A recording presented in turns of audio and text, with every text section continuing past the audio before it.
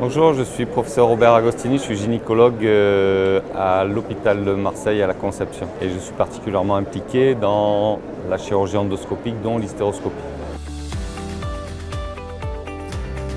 Delmon Imaging, j'ai surtout connu Pierre Montillot qui a une énorme expérience dans le domaine de l'endoscopie et on s'est rencontrés lorsqu'il a démarré cette nouvelle expérience avec Delmon. J'utilise la colonne d'hystéroscopie diagnostique que nous avons depuis 1 an à peu près et en attendant de pouvoir évaluer toute la gamme en ce qui concerne l'hystéroscopie opératoire. Il y a plusieurs éléments. Le premier, c'est la qualité bien sûr du produit, le caractère très pratique en consultation, puisqu'avec une occupation minime de l'espace.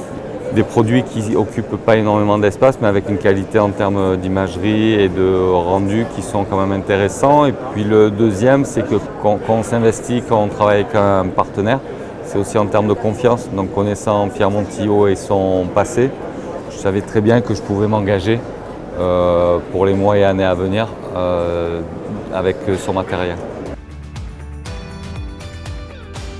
Pourquoi je réalise des hystéroscopies diagnostiques? Parce que même en 2020, si on a énormément progressé avec tout ce qui est imagerie ou exploration extracorporelle, l'hystéroscopie diagnostique garde une place prépondérante pour l'évaluation des pathologies intra-utérines et c'est quelque chose qui est très peu invasif qui peut être fait en consultation.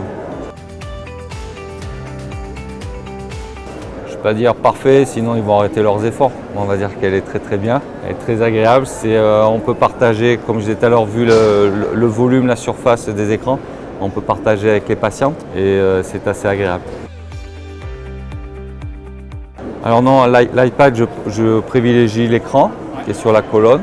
L'iPad, à l'inverse, c'est une fois que l'examen est fini, que la patiente est là, je lui remonte sur l'iPad. Elle est assise en face de moi. Travailler dans un hôpital universitaire, ça a plusieurs impacts parce que l'iPad, quand on fait une hystéroscopie diagnostique, s'il y a un étudiant, ça va, la patiente a 7. Et s'il y en a plusieurs, ça devient très compliqué. Donc l'iPad est vachement bien pour ça, c'est-à-dire qu'il reste à distance de la procédure. Et comme ça, il y a plusieurs étudiants qui sont sur l'iPad.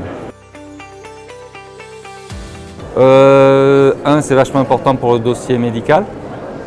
Et de deux, c'est aussi important pour la patiente de leur restituer quelque chose de matériel de ce qui s'est passé et aussi pour le médecin qui nous a adressé la patiente. Il est bien, quand les industriels mettent en place des comptes rendus, souvent on a l'impression qu'ils n'ont pas évalué ce qu'il faut faire, qu'ils n'ont pas la connaissance du terrain parce que c'est très lourd et on se rend compte que souvent dans les comptes rendus, il n'y a que la moitié qui est remplie. Là, pour l'avoir évalué, il est assez rapide, il n'est pas trop redondant, il n'y a pas trop de questions. Et puis il y a une application où justement on peut dessiner les lésions. Donc c'est assez, on en est assez satisfait. Oui, et comme je veux sauver la planète, donc là aussi c'est un peu nouveau dans la relation malade. Je la mets sur ma boîte aux lettres, elle rentre son adresse et je lui envoie et elle la reçoit par mail. C'est important parce que ça évite, parce que même si on a une super imprimante, la qualité de l'image elle est quand même moins bonne sur l'impression. Tandis que sur le compte rendu numérique c'est vachement agréable. Et puis c'est un document qu'elle pourra garder. Et donc de plus en plus on dit aux patientes d'avoir, comme on disait avant, d'avoir un dossier papier, mais là d'avoir un dossier numérique pour leur santé. Et pareil pour le médecin traitant, je l'envoie par voie numérique et pas par papier. Magique.